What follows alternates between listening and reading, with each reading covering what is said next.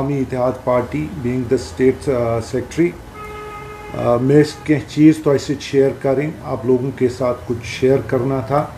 एक कि जो हमारा अवामी इत्तेहाद पार्टी जो अभी कंटेस्ट बडगाम में है, बडगाम से हमारा कैंडिडेट जो है वो नज़ीर अहमद ख़ान साहब है।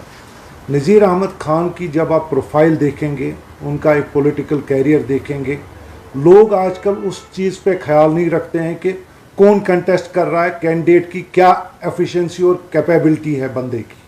तो मैं आपके थ्रू, आपके मीडियम के थ्रू बडगाम के आवाम से बोलना चाहूँगा कि जो काम उन्होंने पीछे कर दिए हैं, जैसे डिस्ट्रिक्ट हॉस्पिटल सेंक्शन करवाया, उसमें इंफ्रास्ट्रक्चर अपग्रेड करवाया, काम चल रहा है उसमें, जो हमारा रोड्स है वहाँ से रोड्स की सेंक्शंस करवाई, जो हमारे रेलवे स्टेशन बडगाम का है, पूरे थ्राउट इंडिया में 500 रेनोवेट हुए and Budgam railway station is one among them. ये तो ऊपर ऊपर से उन्होंने कितने काम ऐसे किए हैं जो लोगों के साथ जुड़े हुए थे। और आज एआईपी को लगा कि नज़ीर अहमद ख़ान बडगाम के लिए एक इंसाफ कर सकता है, उनके लोगों के लिए जो उधर डेवलपमेंट नहीं हुई उस डेवलपमेंट प्रोग्राम को वो आगे लेंगे। अब देखिए, अब हम इससे आगे चल के जो और भी पार्टीज़ उधर कंटेस्ट कर रही है, वो एनसीपी हो, बीजेपी हो, पीडीपी हो या और इंडिपेंडेंट्स हो। देखिए, एनसी और बीजेपी का नगरोटा में भी है, हम तो उधर ये बात पूरे कश्मीर को क्लियर है आज कि उधर फ्रेंडली कंटेस्ट हो रहा है। सारा कंसंट्रेशन बडगाम पे है। हमारे 25-30 एमएलए उधर कैंपेनिंग कर रहे हैं और नगरोटा को एक फ्रेंडली कंटेस्ट, एक टोकन कंटेस्ट के लिए छोड़ रखा है। एक बार हमारे सीएम साहब उधर गए, वहाँ पे भी माइक ने साथ नहीं दिया। ये बात कश्मीरियों को समझना है कि ये कंटेस्ट बडगाम पे ही क्यों लगा रहा है। आज वो क्लियर कह रहे हैं कि हमें जी इस सीट से क्या फ़र्क पड़ेगा, क्योंकि वो एक कश्मीरी को ये समझ आना चाहिए कि नगरोटा की सीट वो हैंड ओवर करना चाहते हैं। कंसेंसस कहीं पे और हुआ है। जब यहाँ पे ये बात चलती है तो सारा अभी जो बडगाम पे ही लग रहा है कि बडगाम में ही इलेक्शन है, नगरोटा का नाम भी कहीं जिक्र नहीं हो रहा है। आप लोगों को देखना है कि इन लोगों ने यहाँ पीएसए लाया, आज के डेट में 370 एब्रोगेट हुआ, मगर उसने ये गिफ्ट हमें जो पीएसए मिला है आज भी वो एब्रोगेट नहीं कर पाए हैं, ना किसी की बात कर रहे हैं। AIP is the only party जिन्होंने दिल्ली में दस्तक दिया, प्रोटेस्ट, पीसफुल प्रोटेस्ट किया पीएसए के खिलाफ, रिलीज ऑफ डेटेन्यूज के लिए कि भाई हमारे जो नौजवान हैं उनको रिलीज किया जाए। आज भी हम यही दोहार लगाते हैं कि हमारे जो राइट्स हैं उनको बहाल किया जाए, क्योंकि हम ये एक वाहिद ऐसा होगा। सोई बुक में हमारा एक जलसा था, बाज़ाब्ता परमिशन था, मगर बीजेपी वाले उसी टाइम पे आ गए, एक कन्फ्रंटेशन मतलब होते होते रह गई। ये चीज़ें हमारे साथ ही क्यों हो रहा है, जबकि इनकी टाइमिंग आपस में डिफरेंट है। बडगाम में कैसे चल रहा है, नगरोटा में कैसे चल रहा है, इनको इल्ज़ाम तराशी में नंबर 1 है, मगर खुद की अंडरस्टैंडिंग लोगों को समझ आनी चाहिए। इनके बड़े एक टॉप लीडर को वो सारी समझ आ गई। मैं नाम बोलना आपको मुनासिब समझूंगा, अगर रहुला साहब इनकी बातों को समझ गए कि ये लोग क्या कर रहे हैं, झूठ की दुकान चला रहे हैं, कुछ भी ये कंटेस्ट करने के लिए कुछ भी बोल लेते हैं, मगर जो उनके लिए कैंपेन नहीं कर रहे हैं, तो आपको समझना चाहिए, बडगाम की आवाम को आज समझना चाहिए, अल्लाह ताला ने उनको मौका दिया है कि इन पॉलिटिकल पार्टीज को रिजेक्ट करके एक चेंज करें। आप खान साहब को मौका दें और वो आपको, हम भरपूर आपको एश्योर करते हैं कि इंशाल्लाह आपको एक डेवलपमेंट की राह दिखाएगा, झूठे नारे नहीं दिखाएगा। बाकी तनकीद करने के लिए बहुत कुछ है जो इन्होंने वादे किए पीछे इलेक्शंस में, आज ये लोगों के सामने जाने से कतराते हैं क्योंकि इनके पास है नहीं कुछ नया शेयर करने के लिए। तो हम आप लोगों के थ्रू ये अपील करना चाहते हैं, नज़ीर अहमद ख़ान साहब को वोट करें, प्रेस करें, cylinder, gas cylinder serial number 17 पे उनको कामयाब करें। देखिए, जहाँ तक मुझे समझ आ रहा है कि जहाँ तक एमसीसी रूल्स एंड रेगुलेशंस हैं, वो हमें गाइडलाइंस देते हैं कि इसमें क्या करना है।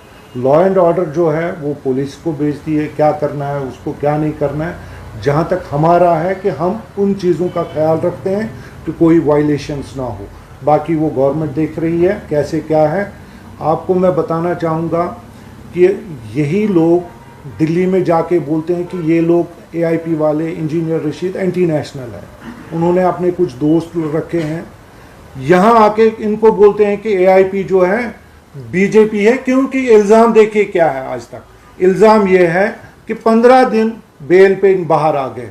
आज भी हमारे जो लीडर हैं MP साहब जो हैं आज भी जेल में है, 7वां साल चल रहा है। और ये देखिए शर्म होनी चाहिए ऐसे लोगों को जो ऐसे इल्ज़ाम तराशी करते हैं कि किसी को भी इल्ज़ाम लगाते हैं। वायलेंस अपने आप को जब देखते हैं उनके पास इतना बैगेज है कि लोगों को फेस भी नहीं कर सकते हैं। जो भी वादे किए हैं वो सारे झूठ के झूठ हैं, और एक भी मेरे ख्याल से इस बार इंशाल्लाह लोगों को मौका मिलेगा इनको रिजेक्ट करने का।